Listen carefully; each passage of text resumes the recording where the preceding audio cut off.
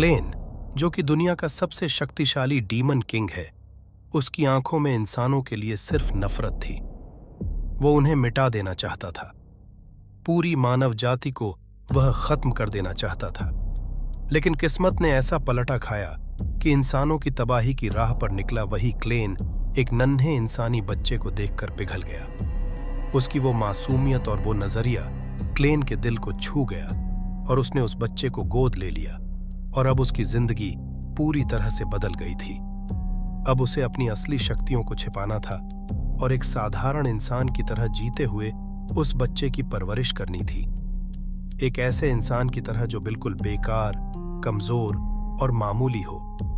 और यहीं से शुरू होती है इस कहानी की असली उड़ान। तो इस सीरीज की शुरुआत होती है उस बच्ची के साथ जिसका नाम है एलिसिया। वो अपने पिता के साथ खेत पर काम करने आई थी। जब काम खत्म हो जाता है तो उसके पिता उसे आवाज देते हैं कि चलो अब घर चलते हैं। एलिसिया वहां पर थोड़ी देर और रुकती है और आसपास के खेतों को देखती है और फिर उसकी नजर पड़ती है एड़ी के एक नक्शे पर। लेकिन अजीब बात यह थी कि उस नक्शे के बाद चारों तरफ सिर्फ अंधेरा था। पूरी दुनिया जैसे किसी काले कंबल में लिपटी हो और सिर्फ उन्हीं का आइलैंड दिखाई देता है। बाकी सब कुछ गायब था। वो सोच में पड़ जाती है कि आखिर ऐसा क्यों है। एलिसिया एक बहुत ही जिज्ञासु लड़की थी और वह अपने पिता से पूछती है कि हमारे शहर के आगे क्या है। यह एक साधारण सवाल लगता है, लेकिन उसका जवाब उसके पिता के पास भी नहीं था। वो जानता है कि एलिसिया जानना चाहती है। वो खुद भी जानना चाहता था, लेकिन सच यही है कि उसे कुछ भी नहीं पता। वो एलिसिया को बताता है कि हर इंसान के भीतर जिज्ञासा होती है, कुछ जानने की और आगे बढ़ने की। लेकिन जब जब किसी ने उस अंधेरे में जाने की कोशिश की, कुछ भी नहीं बचा। तबाही मच गई। वहां पर उन अंधेरों के बीच में 4 भयानक डीमन बसे हैं। यह चारों एडी की दिशाओं को उत्तर, दक्षिण, पूरब, पश्चिम गार्ड कर रहे हैं और जितनी भी टीमें या लोग वहां पर गए हैं सब खत्म हो गए। कोई लौटकर वापस नहीं आया। एलिसिया यह सुनकर हैरान रह जाती है। वो सोचती है कि क्या यह जगह सच में इतनी खतरनाक है। लेकिन उस सच्चाई से उसके भीतर की जिज्ञासा खत्म नहीं होती, बल्कि और बढ़ जाती है। उसके पिता उससे कहते हैं कि जब तक वो डीमन मारे नहीं जाते तब तक कोई यह नहीं जान सकता कि उन अंधेरों के पार है क्या। लेकिन हर समस्या का एक समाधान जरूर होता है, और इस समस्या का समाधान है ट्रेजर्स, यानी वो हथियार जो केवल चुने गए हीरोज को मिलते हैं। ये शॉट्स बेहद शक्तिशाली होते हैं और केवल वही लोग जिनके पास यह ट्रेजर्स हैं वह डीमन से लड़ सकते हैं। यह सुनते ही एलिसिया का मन जोश से भर जाता है। अब उसका एक ही सपना था, हीरो बनने का। वो भी डीमन से लड़ना चाहती थी, और अगर वह स्वर्ड ऑफ हिडन पा ले तो वह भी उस नक्शे के पार उस दुनिया को देख सकेगी। वक्त बीतता है और सालों बाद एलिसिया अब एक छोटी बच्ची नहीं रही। अब वो उन चुनिंदा हीरोज में से एक है जिन्हें यह ट्रेजर्स मिले हैं। उसकी आंखें बंद है और जैसे ही वह खोलती है वह खुद को एक ट्रक में पाती है जो उन्हें शहर के सीमा के पार ले जा रहा था। उसकी गर्दन में एक चैन लटक रही थी जिसे वह कसकर पकड़ती है और अपने पिता के शब्दों को याद करती है। और अब वो उस लड़ाई के लिए तैयार थी, अपने शहर के लिए और मानव जाति के लिए। इस मिशन पर वह अकेली नहीं थी। उसके साथ और भी कई सारे हीरोज थे जिनके पास अलग अलग ट्रेजर्स थे। ट्रक के सफर के दौरान सभी आपस में बातचीत करने लगते हैं और एक दूसरे का परिचय देने लगते हैं। उनमें से कुछ नाम खास है। मिनेल, जिसके पास ट्रेजर ऑन कियो है, वो दावा करता है कि उसे यह भी नहीं पता कि वह खुद कहां से है। जैसे ही वह एलिसिया की तरफ देखता है तो वह चौंक जाता है कि टीम में एक लड़की भी है। लेकिन एलिसिया यहां पर कुछ भी नहीं कहती। वह ना ही अपना नाम बताती है और ना ही कोई और जानकारी देती है। एक और हीरो जिसका नाम स्टेफन होता है, उसका ट्रेजर होता है टेनमा, और कहा जाता है कि वह सबसे शक्तिशाली है। जैसे जैसे ट्रक सीमा के करीब पहुंचता है, स्टेफन सभी को चेतावनी देता है कि हम अब बहुत नजदीक आने वाले हैं। तभी ट्रक अचानक से रुक जाती है और ड्राइवर कहता है कि कैरेज अब और आगे नहीं जा सकती। सभी हीरोज नीचे उतरने की तैयारी करते हैं, लेकिन वह ठीक से उतर भी नहीं पाते कि अंधेरे में से डीमंस उन पर हमला कर देते हैं और कुछ ही पल में कई लोग मारे जाते हैं और कुछ तो ट्रक से बाहर भी नहीं निकल पाए थे। स्टेफन जोर से चिल्लाता है कि बाहर आओ और लड़ाई करो। वो तुरंत ही टीम को अलग अलग स्क्वाड्स में बांट देता है। आर्चरर्स एक दिशा में और लैंसर्स दूसरी दिशा में। हर कोई अपनी पोजीशन ले लेता है। स्टेफन खुद एलिसिया के साथ एक टीम बनाता है। एलिसिया के पास थी ट्रेजर ओनफ लुआ टूबा में, एक रहस्यमयी और बहुत ही ताकतवर हथियार। एलिसिया न सिर्फ ताकतवर है बल्कि अपने आसपास की हर चीज को लेकर सतर्क भी है। वह अपने आसपास के माहौल को समझती है, पढ़ती है और तुरंत फैसला लेती है। उनके सामने एक पहाड़ था और उस पहाड़ की चोटी पर खड़ा था एक भयानक डीमन लॉर्ड। वो एक अजीब तरह की फिलॉसफी की बात करता है। वो केओस की बात कर रहा था। वो कहता है कि दुनिया केओस से बनी है और अगर ऐसा है तो वह खुद केओस से जन्मा है। और जैसे जैसे लड़ाई आगे बढ़ती है, सभी हीरोज उस पहाड़ी और घाटियों को पार करते हुए चोटी की ओर बढ़ते हैं। स्टेफन बेहद एक्साइटेड था। उसे सबसे बुद्धिमान हीरो कहा जाता था और आज उसे अपने नाम को सच साबित करना था। वो चिल्लाकर कहता है कि आज का दिन वो है जब हम अपना नाम इतिहास में दर्ज करेंगे। जिन्होंने हमें चुना है उन्हें दिखाएंगे कि उनका फैसला सही था। और जैसे ही वह माउंटेन मून की चोटी पर पहुंचते हैं, उनके सामने आता है वो डीमन लॉर्ड जिसका नाम था क्लेविटिस ओनेफ द साउथर्न मूनलाइट। वो दिखने में शानदार था और अगर यह शब्द उसके लिए सही हो तो उसकी सफेद मुलायम त्वचा, उसका रब, उसका चेहरा और वह बहुत ही खतरनाक था। स्टेफन एक पल के लिए पीछे हटता है। वो जानता है कि यह डीमन बहुत खतरनाक है, लेकिन वो यह भी जानता है कि वह सब हीरो हैं और उन्हें यह युद्ध जीतना ही है। अब वक्त आ गया है इस दुनिया की सबसे बड़ी लड़ाई को शुरू करने का। एक ऐसा युद्ध जो इतिहास में दर्ज होगा। एक ऐसा युद्ध जहां इंसान डीमन से भिड़ेंगे और शायद पहली बार नक्शे के उस पार की दुनिया को देखा जाएगा। जैसे ही स्टेफन खुद को लड़ाई के लिए तैयार करता, अपने भीतर के डर को दबाकर खुद को वह प्रेरित करता है, तो क्लेविटिटस अचानक दूर से उसके ऊपर हमला कर देता है और कोई चेतावनी नहीं और ना ही वह कोई संकेत देता है। बस एक ही पल में क्लेविटिस की शक्ति हवा में लहराती है और स्टेफन दीवार से जा टकराता है। उसके शरीर के टक्कर से चट्टानें हिल जाती हैं और कुछ ही क्षणों में वह जमीन पर गिरता है, बिल्कुल ही बेजान। हर कोई यह देखकर बिल्कुल हैरान रह जाता है। डर के मारे उनके पैर जम गए थे। क्लेविटिटिस ने न स्टेफन के पास आकर हमला किया, न ही अपनी जगह से हिला। वो तो बस वहीं खड़ा था। फिर भी उसका हमला इतना सटीक और इतना प्रबल था कि सबसे ताकतवर हीरो को उसने एक झटके में खत्म कर दिया। इसके बाद एक और हीरो सामने आता है और चीखकर बाकी सभी को हिम्मत देता है। वो कहता है कि हमें डरना नहीं है, हमें लड़ना है। सभी धीरे धीरे अपने कॉन्शियस में लौटते हैं और हथियार उठाकर क्लेविटिटस की ओर आगे बढ़ते हैं। लेकिन एलिसिया अब भी वहीं पर खड़ी थी। वह तुरंत हमला नहीं करती। वो अपने आसपास के वातावरण को गहराई से ऑब्जर्व करती है और जैसे ही बाकी हीरोज क्लेविटिटस के पास पहुंचते हैं, एक एक करके वो गिरने लगते हैं। वो ना तो उन्हें छूता है और ना ही कोई जादू दिखाता है। फिर भी वह मरते जा रहे थे।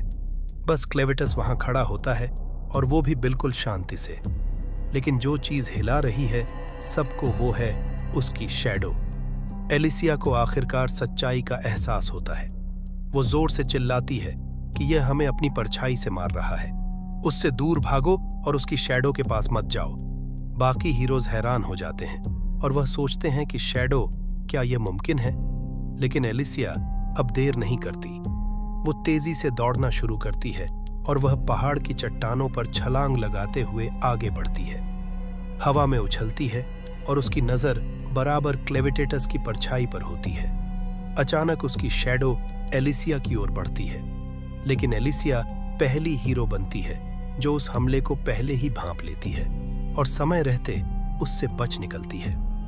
क्लेविटिस की आंखें एकदम चमक उठती हैं। यह उसके लिए बहुत ही हैरान करने वाला छंद था, जिसे देखकर वह पूरी तरह से शॉक्ड था, क्योंकि हजारों वर्षों के बाद पहली बार किसी इंसान ने उसकी शक्ति को पहचान लिया है और उससे बच निकला था। उसके भीतर एक उत्सुकता जागती है कि यह तो कुछ अलग है। वो सोचता है कि क्या यही इंसानियत है, वो प्रजाति जिसे वह हमेशा कमजोर, डरपोक और कीड़ों के समान समझता आया था। लेकिन अब वह देख रहा है कुछ और ही, कुछ ऐसा जो उसने पहले कभी नहीं देखा था, जिसमें करेज, डिटर्मिनेशन और लड़ने का जज्बा था। वो सबको मारता चला जाता है। शैडो हर तरफ फैल जाती है और हीरोज एक एक करके गिरते जा रहे थे और अंत में दुर्भाग्य से वह हमला एलिसिया तक पहुंचता है। वो उड़ती हुई हवा में जाती है, उसकी आंखें बंद हो जाती हैं और वह जानती है कि अब कुछ भी नहीं बचा। वो मौत को एक्सेप्ट कर लेती है और अपने पिता को याद करती है। वो अपने पिता से कह रही होती है कि मुझे माफ कर देना, मैं अपना सपना पूरा नहीं कर सकी, और वह यह भी फुसफुसाती है कि हर सपना हकीकत नहीं बनता और शायद उसका सपना भी उन्हीं अधूरे ख्वाबों में गुम हो गया। अब सीन यहां से शिफ्ट होता है कैपिटल हेड हायन किंगडम की राजधानी में। वहां की गलियों में लोग अपने काम में बिजी थे। व्यापार, त्योहार और साधारण जिंदगी में लोग उलझे हुए थे। किसी को अंदाजा तक नहीं था कि एक भयानक शक्ति उनके द्वार तक पहुंच चुकी है। क्लेविटेटस सामने वाले पहाड़ से उतरता है और उसकी उपस्थिति से ही पूरा शहर कांप उठता है। लोग भय से चिल्लाते हैं और इधर उधर भागने लगते हैं, लेकिन क्लेविटिस बहुत ही शांत था। उसके चेहरे पर कोई क्रोध नहीं थी। वह सिर्फ एक सवाल लेकर आया था कि यह लोग यहाँ पर कर क्या रहे हैं। उसे याद आता है कि वह जो उसके क्षेत्र में आए थे, जिन्होंने उसे चुनौती दी थी, उन्होंने खुद को हीरोज कहा था और उन्होंने दावा किया था कि उन्हें हायन किंगडम के राजा ने भेजा है। अब उसका इरादा साफ था, वो इन सब लोगों को रास्ते से हटा देगा और खुद राजा तक पहुंचेगा। शहर के निवासी इधर उधर भाग रहे होते हैं और सैनिक हरकत में आ जाते हैं। नाइट्स अपनी पोजीशन लेते हैं और आर्चरीज छतों पर चढ़ते हैं और वो क्लेविटिस पर तीरों से बारिश कर देते हैं। लेकिन क्लेविटिस कोई जवाबी हमला नहीं करता। वो बस हवा में उड़ता है और सीधे महल की ओर जाता है। वो अब जानना चाहता है कि यह लोग असल में कितने ताकतवर हैं और उनकी ताकत का स्रोत क्या है। महल के गेट पर सुरक्षा बल बढ़ा दिए जाते हैं और हजारों तीर उस पर दागे जाते हैं, लेकिन एक भी क्लेविटेट तक पहुंच नहीं पाता। वह सब कुछ देखता है और फिर उसकी आंखों में निराशा झलकती है। वह सोचता है कि यह हैं वह लोग जो खुद को महान समझते हैं। यह तो अब भी बहुत कमजोर है। फिर वह अपनी एक हथेली उठाता है और उसे दीवार की ओर फेंकता है।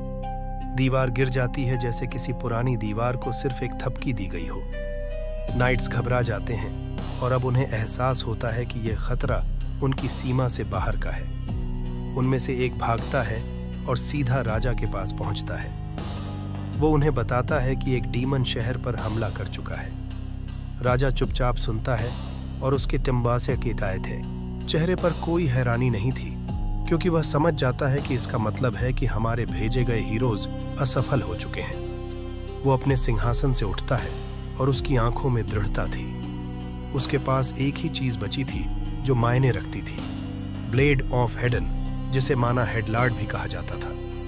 फिर एक और सिपाही वहां पर भागता हुआ आता है और घबराकर कहता है कि इस डीमन को कोई रोक नहीं पा रहा और आपको अब जल्दी से कहीं पर छिप जाना चाहिए। राजा उसे देखता है और वह जानता था कि भागना व्यर्थ होगा, क्योंकि अगर डीमन सच में अनस्टॉपेबल है तो वह चाहे जितना भी छिपे वो उसे ढूंढ निकालेगा।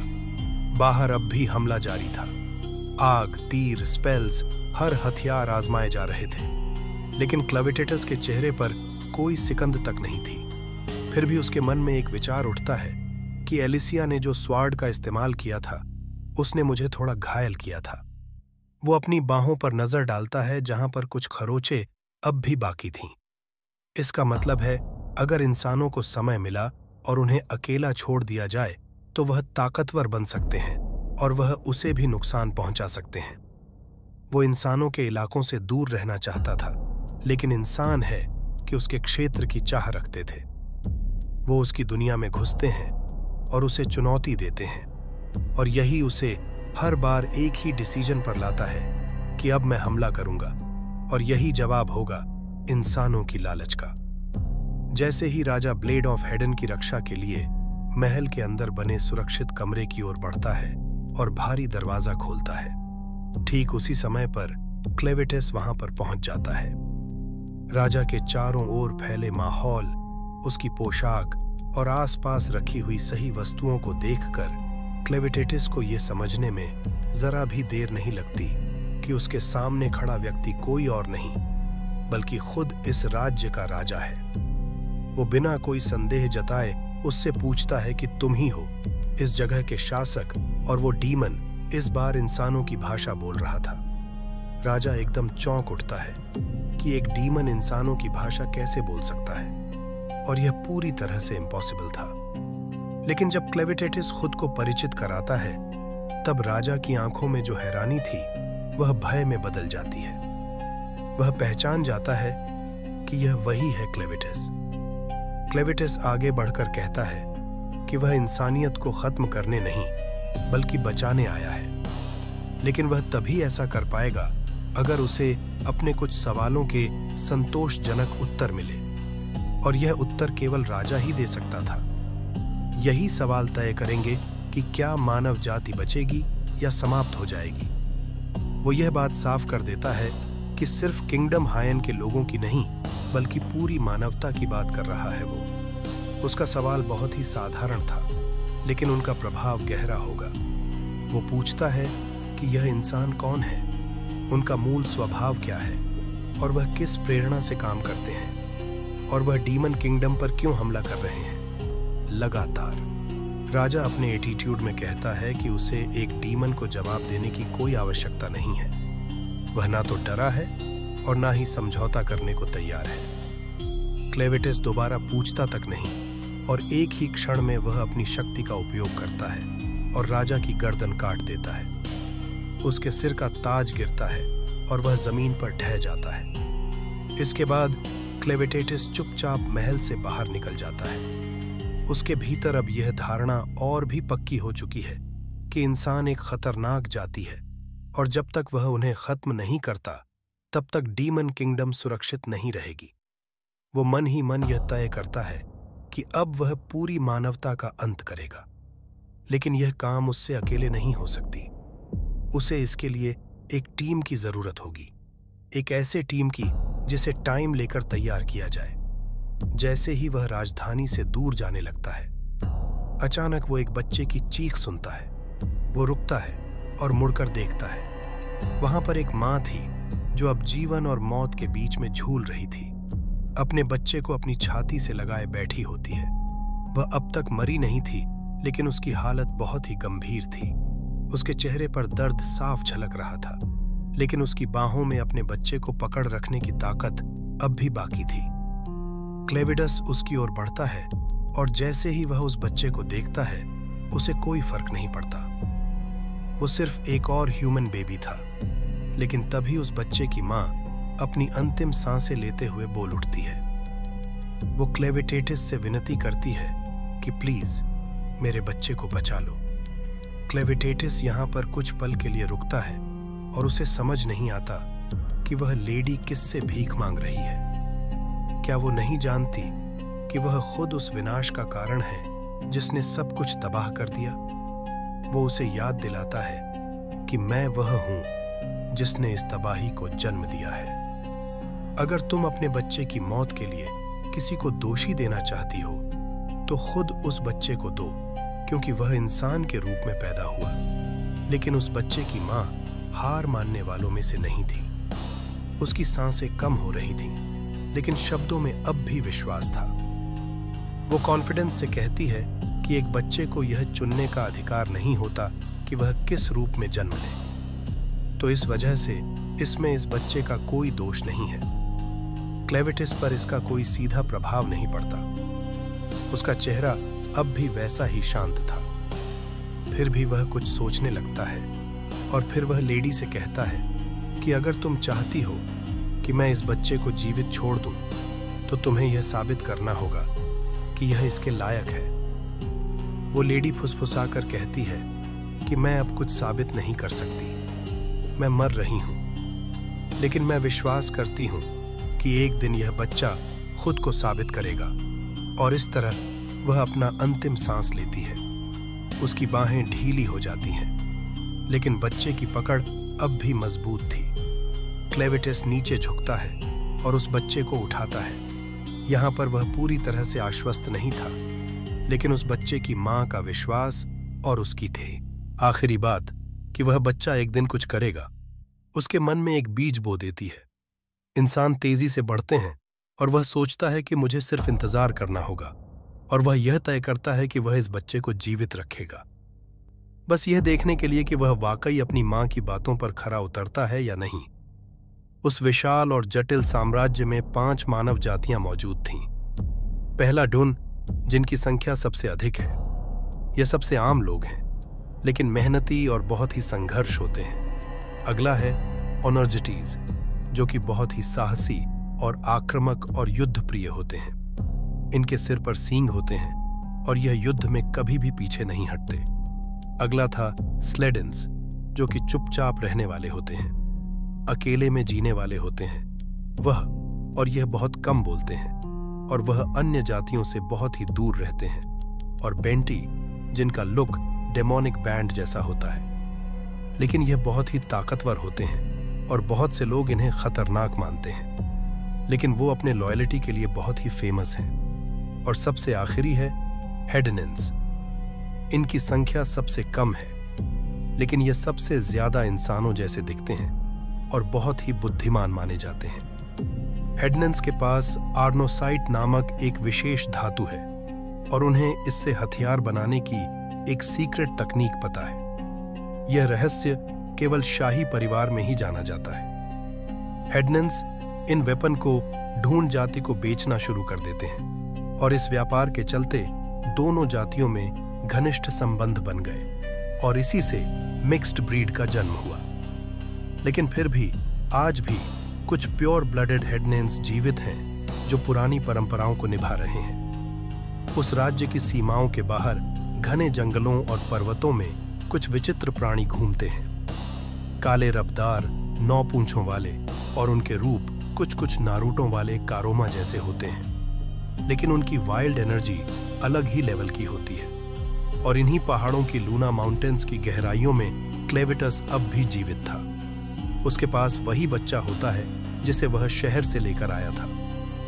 कुछ छोटे भूखे बीस्ट उस बच्चे की ओर बढ़ते हैं और वह उसे खाने के लिए तैयार थे, लेकिन क्लेविटेटिस उन्हें एक ही झपट्टे में दूर फेंक देता है। वह अब जानता है कि यह बच्चा बेहद कमजोर है। वो सोचता है कि शायद यह अपनी एक्सपायरेशन तक जल्दी पहुंच जाएगा, लेकिन वह बच्चा डर से रोने लगता है। क्लेविटिस उस शोर से परेशान हो गया था और वह सोचता है कि इस बच्चे को चुप कैसे कराया जाए। वह धीरे धीरे अपने विशाल शरीर को झुकाता है और अपने एक हथेली से बच्चे को ढक लेता है और वह उसे गर्मी देता है।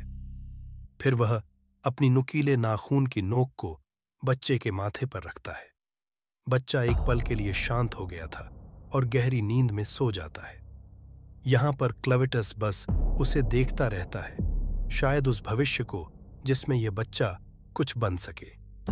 और जब क्लेविटस उस बच्चे को ध्यान से देख रहा होता है तो उसे ऐसा लगता है कि यह छोटा प्राणी बहुत जल्द एक पुक बम गिराने वाला है। और जैसा कि उम्मीद थी, कुछ ही देर में बच्चा जाग जाता है और जोर जोर से रोने लगता है। उसकी चीखें लूना माउंटेन्स की गहराइयों तक गूंज उठती हैं। यह सब देख क्लेविटिज झुंझुला जाता है, लेकिन अब वो उसे मार भी नहीं सकता था क्योंकि वह खुद ही उसे उठाकर लाया था।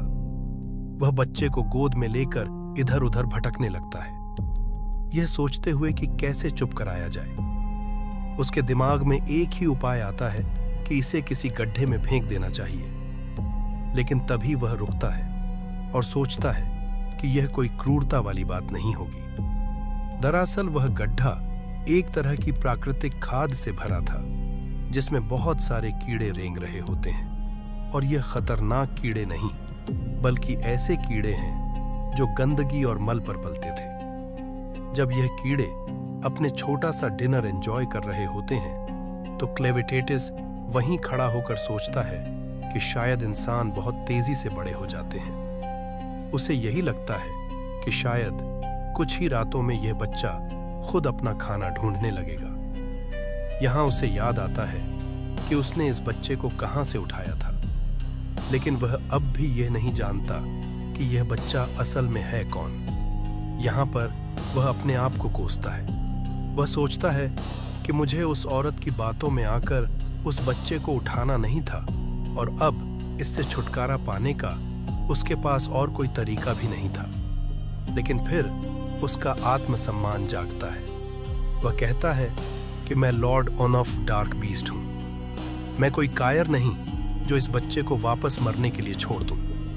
यही सोचकर वह तय करता है कि अब वह इस बच्चे की परवरिश खुद ही करेगा। मगर प्रॉब्लम यह थी कि उसे इंसानों की देखभाल करने के तरीकों की बिल्कुल भी जानकारी नहीं थी। न तो उसे पता है कि बच्चों को क्या खाना चाहिए, और ना ही कि उन्हें कैसे सुलाया जाता है। वह चारों ओर नजर दौड़ाता है और उन लाशों को देखता है जिन्हें उसने हाल ही में मारा था। उनमें से एक महिला की लाश उसे पहचान में आती है, जिसका नाम एलिसिया था। क्लेविटेटिस को याद आता है कि एलिसिया के पिता को डार्क बीस्ट ने मार दिया था, और वह बदले की भावना में एक सेना लेकर आई थी। उसने खुद की जान को खतरे में डालकर क्लेविटेटस पर हमला किया था, लेकिन नतीजा सिर्फ विनाश निकला, और उसकी यह कोशिश बिल्कुल असफल रही थी। अब क्लेविटेटस उसे एक और मौका देने का फैसला करता है। वह अपने हाथों को उसकी बॉडी पर फैलाता है और अपनी डार्क पावर्स का यूज करके एलिसिया को फिर से जिंदा कर देता है। जैसे ही वह दोबारा सांस लेती है, वह एकदम से चौंक जाती है। उसके शरीर में फिर से एनर्जी दौड़ती है और वह सीधे क्लेविटस पर हमला करने की कोशिश करती है, लेकिन वह जल्दी महसूस करती है कि उसके पास कोई तलवार नहीं है और उसके साथी भी सब मारे जा चुके हैं। क्लेविटेटस यहां पर कहता है कि मैंने तुम्हें अपनी डार्क एनर्जी से जिंदा किया है। अब तुम एक वॉकिंग डेड हो और तुम्हारा जीवन अब मुझसे जुड़ा है। थे एलिसिया को यह सुनकर गहरा झटका लगता है। वह अपने शरीर को देखती है जो अब थोड़ा पील हो चुका था, और महसूस करती है कि वह अब कोई सामान्य इंसान नहीं रही। वो अब एक सुंदर सी जॉन भी बन चुकी है। वो अपने होश में आने की कोशिश करती है और सोचती है कि यह डीमन इतने साफ इंसानी भाषा कैसे बोल सकता है, और साथ ही वह यह भी महसूस करती है कि शायद वह इस कत्लेआम से बचने वाली इकलौती इंसान है। क्लेविटेटिस उसकी तरफ देखता है और ऑर्डर देता है कि अपने ऑरेंजेस दिखाओ। यह सुनकर एलिसिया की आंखें फैल जाती हैं। वो चौंक कर सोचती है कि क्या इस डीमन ने अभी अभी उससे ऐसा अश्लील आदेश दिया। उसके दिमाग में बहुत ही गंदे थॉट्स दौड़ने लगते हैं और वह बहुत गुस्से में आ जाती है। लेकिन तभी क्लेविटिस उसे बताता है कि बच्चा भूखा है। तुम अभी अपने आर्मर उतारो और इस बच्चे को दूध पिलाओ। और तब एलिसिया को बात समझ आती है। उसका इशारा दूध पिलाने की ओर था, लेकिन तब तक बहुत देर हो चुकी थी। वो पहले ही अपनी आर्मर की पट्टियां खोलने लगी थी। वो बिल्कुल ना चाहते हुए भी उसकी ऑर्डर को फॉलो करती है, लेकिन एलिसिया चाहकर भी उस बच्चे को दूध नहीं पिला सकती थी, जिस पर क्लेविटस उसके ऊपर थोड़ा भड़क जाता है और उसकी आवाज में झुंझलाहट थी। यहाँ पर एलिसिया बहुत ही एम्ब्रेस्ड महसूस करती है। उसकी आंखें नम हो जाती हैं और वह बड़बड़ाती है कि तुम मुझे मार क्यों नहीं देते, क्योंकि मैं इस ह्यूमिलिएशन को सह नहीं सकती। यहाँ पर क्लेविटिस उसकी बातों पर ध्यान नहीं देता और उसका ध्यान अब भी बच्चे की भूख पर थी। उसी पल बच्चा फिर से रोने लगता है। अब क्लेविटिस और एलिसिया के बीच में एक नई बहस शुरू हो जाती है कि तुम्हें तो पता होना चाहिए कि बच्चों को कैसे चुप कराते हैं। एलिसिया जवाब देती है कि मुझे कोई अनुभव नहीं है, लेकिन हमें किसी ऐसे औरत की जरूरत होगी जो बच्चे को दूध पिला सके। क्लेविटस यहाँ पर सोचने लगता है और पूछता है कि वह कहाँ से लाएंगे ऐसी औरत। एलिसिया उत्तर देती है कि हमें किसी को हायर करना होगा। क्लेविटेटस तुरंत कहता है, लेकिन मेरे पास पैसे नहीं हैं। एलिसिया सोच में पड़ जाती है और फिर कहती है कि तुम्हारे पास अर्कान साइट भरे पड़े हैं, तुम उसे बेच सकते हो। क्लेविटिस इस सुझाव पर विचार करता है और उससे कहता है कि सही कहा, और अभी वह सोच ही रहा होता है कि एलिसिया उसे एक और मौका देखकर मारने का विचार करती है, लेकिन उसके पास कोई हथियार नहीं था।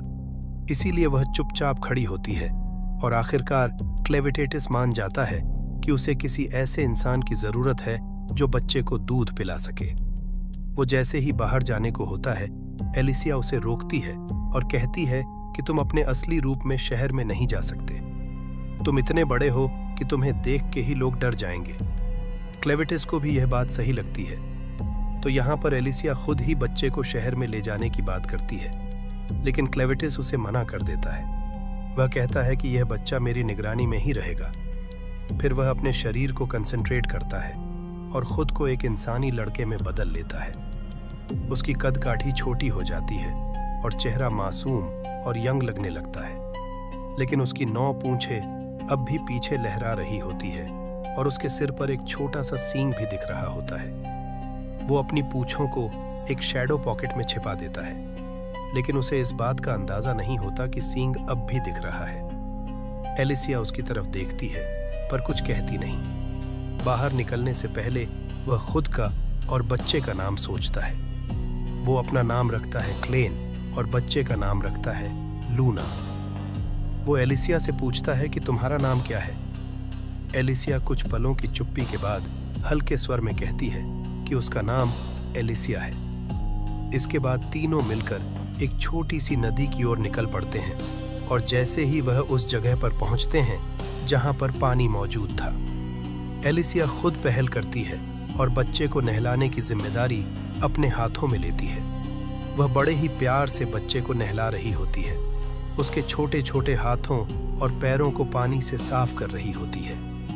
लेकिन तभी क्लेन एकदम से बीच में टपक पड़ता है, बिना कोई चेतावनी दिए। एलिसिया उसे देखकर चौंकती है, लेकिन उसे नजरअंदाज करते हुए अपना काम जारी रखती है। वह बस नहला ही रही होती है कि अचानक बच्चे की तरफ से एक पी बम उसके चेहरे पर गिरता है। एलिसिया की आंखें कुछ पलों के लिए बंद हो जाती हैं और फिर वह गहरी सांस लेकर खुद को शांत करने की कोशिश करती है। क्लेन इस बार बिना हंसे रह नहीं पाता और सार्कास्टिक लहजे में कहता है, लगता है तुम्हें रॉयल ट्रीटमेंट मिल रहा है। क्लेन जैसे एक तंग करने वाली सास हो, हर चीजों में टांग अड़ाने लगता है कि कैसे बच्चे को पकड़ा जाए, किस एंगल से साफ किया जाए और किस हिस्से को ज्यादा अच्छे से रगड़ा जाए। एलिसिया इससे चिढ़ जाती है, लेकिन वह चुपचाप सब झेलती रहती है। जब बच्चे को पूरी तरह से नहला दिया जाता है तो एलिसिया के चेहरे पर एक सेटिस्फैक्शन झलकती है, लेकिन क्लेन को अब भी लगता था कि गुफा में रहने वाले पोटिंग बग्स इससे बेहतर काम कर लेते। इसके बाद वह एलिसिया के पुराने कैंप की ओर बढ़ते हैं, लेकिन वहां पहुंचने पर वो खाली मिलता है। एलिसिया बताती है कि उन्होंने सभी जरूरी चीजें जैसे खाना, पानी और कुछ पैसे एक और छुपी हुई जगह में रखे हैं ताकि कोई हमला हो तो सब खो ना जाए। थोड़ा आगे बढ़ने पर क्लेन एलिसिया से कहता है कि अब वह खुद भी नहा ले, क्योंकि उसकी हालत देखकर ऐसा लग रहा है जैसे वह ग्रीज वर्ल्ड रिकॉर्ड में सबसे लंबे समय तक बिना नहाए रहने का खिताब जीतने वाली है। क्लेन उस बच्चे के कपड़े भी देता है ताकि वह उन्हें धो सके। एलिसिया झल्लाकर कुछ भी नहीं कहती और नदी के किनारे कपड़े धोने लगती है। तभी वह नोटिस करती है कि कपड़े पर एक खास निशान बना है, जो था हेडनैन रॉयल फैमिली के क्रेस्ट का। एलिसिया का चेहरा तुरंत गंभीर हो जाता है। वो समझ जाती है कि यह कोई साधारण बच्चा नहीं, बल्कि एक राजघराने का वारिस है। उधर हन किंगडम के महल के खंडरों में एक सिपाही किसी भी सर्वाइवर को खोजने आता है, लेकिन चारों ओर सिर्फ तबाही और राख देखकर उसका दिल बैठ गया था। उसे याद आता है कि क्राउन प्रिंसेस ने आखिरी समय में एक बच्चे के साथ भाग निकलने की कोशिश की थी। लेकिन किंगडम की इस हालत को देखकर लगता है जैसे कोई भी नहीं बचा।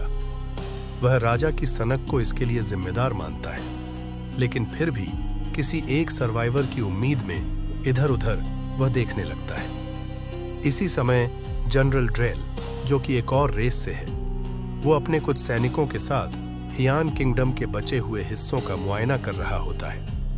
वो अपने एक सिपाही को आदेश देता है कि वह तुरंत एपरर को यह खबर दे कि अब हेडनेनियन लैंड खाली हो चुका है, और अगर वह जल्दी कुछ नहीं करते तो कोई और रेस इसे हड़प लेगा। जनरल ड्रेल का असली मकसद कुछ और ही था। वो हिडनेनियन रॉयल फैमिली के पास छुपे हुए एरेनोसाइट क्राफ्टिंग के रहस्य को हासिल करना चाहता था। वो यह भी ऑर्डर देता है कि अगर कोई रॉयल ब्लड वाला इंसान जिंदा मिले तो उसे तुरंत उसके सामने लाया जाए। वहीं दूसरी ओर एलेसिया अब क्लैन का सामना करती है। वह कपड़ा उसके सामने फेंकते हुए कहती है कि तुमने एक रॉयल चाइल्ड को किडनैप किया है। क्लन यह सुनकर हैरान हो जाता है और तुरंत सफाई देता है कि मैंने इसे उठाया था जब एक मरती हुई औरत ने मुझे इसे सौंपा था, और वो औरत हूबहू उसी इंसान रूप जैसा दिखती थी जो मैंने इस समय लिया हुआ है। एलिसिया को लगता है कि क्लन झूठ बोल रहा है। वो उसकी हर बात पर शक करती है, लेकिन क्लन उसे बीच में ही रोक देता है और साफ कहता है कि उसने राजा को केवल इसीलिए मारा क्योंकि राजा ने पहले उस पर हमला किया था। फिर वह गंभीर होकर कहता है कि अब जब यह पता चल गया है कि बच्चा एक रॉयल है तो बहुत से लोग उसकी तलाश करेंगे, न कि सिर्फ उसे मारने के लिए बल्कि एरेनोसाइट क्राफ्टिंग का राज हासिल करने के लिए। क्लेन इस सच्चाई को जानकर बहुत ही उत्साहित होता है। वह सोचता है कि वह इस बच्चे को राजा बनाएगा और खुद उसकी परछाई बनकर सब कुछ नियंत्रित करेगा। एलिसिया यह सुनकर कांप जाती है। क्लेन की सोच और उसकी योजना उसे भयभीत कर देती है। वो सोचती है कि शायद उसने बच्चे की पहचान बताकर बहुत बड़ी गलती कर दी। क्लन अब कहता है कि उन्हें जल्दी से किसी ऐसी औरत की तलाश करनी चाहिए जो बच्चे को दूध पिला सके, और इसके लिए शहर जाना जरूरी होगा।